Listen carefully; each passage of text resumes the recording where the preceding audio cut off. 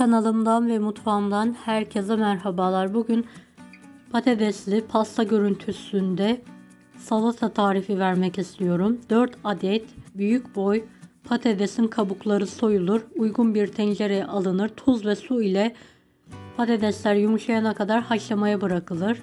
4 adet rendelenmiş havuç uygun bir tavaya alınır. Üzerine bolca zeytinyağı gezdirilir.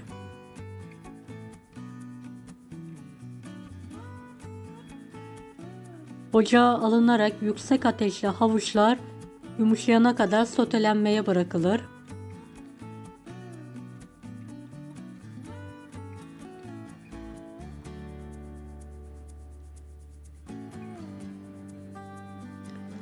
Sotelenen havuçların altı kapatılır ve soğumaya bırakılır.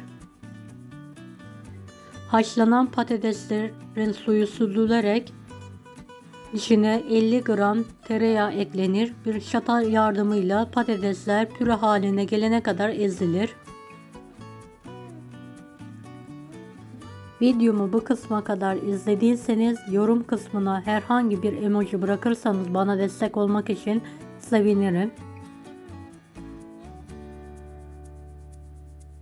Ezilen patatesler bir spatula yardımıyla tereyağı eriyene kadar karıştırılır.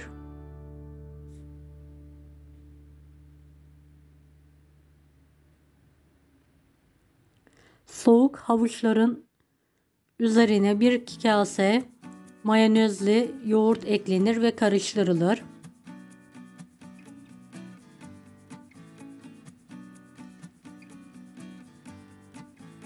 Patates püresi tekrardan karıştırılır ve yarısı kelepçeli kalıba alınarak düzeltilir.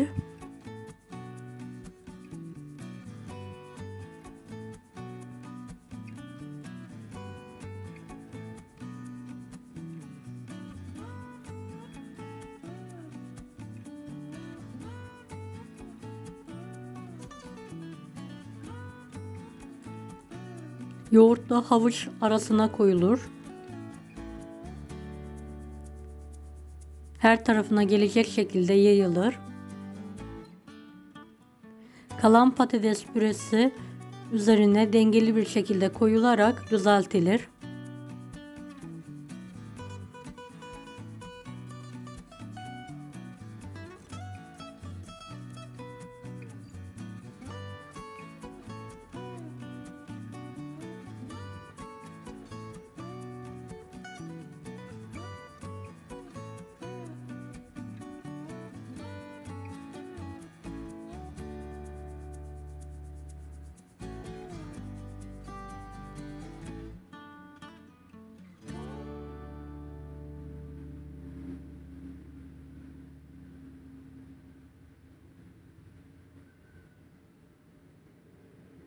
Yarım kase yoğurt mayonezle çırpılarak patates pastasının üzerine dökülür ve her tarafına gelecek şekilde yayılır.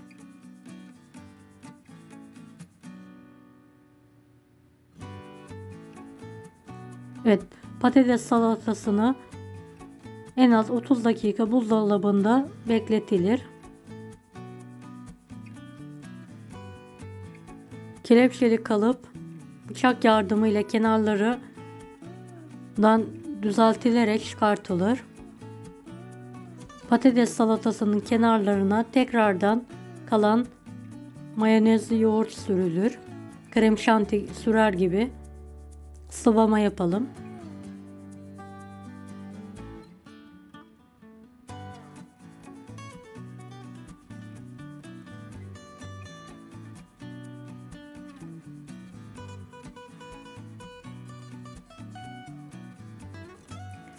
Ve servise yakın patates cipsleri ile kenarlarına mantolama yapılır.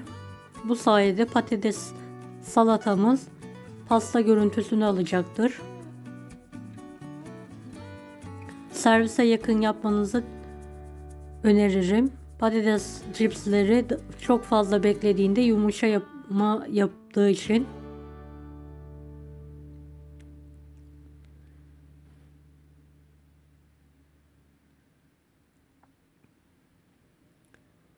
Közlenmiş kırmızı biber ile süsleme yapılır.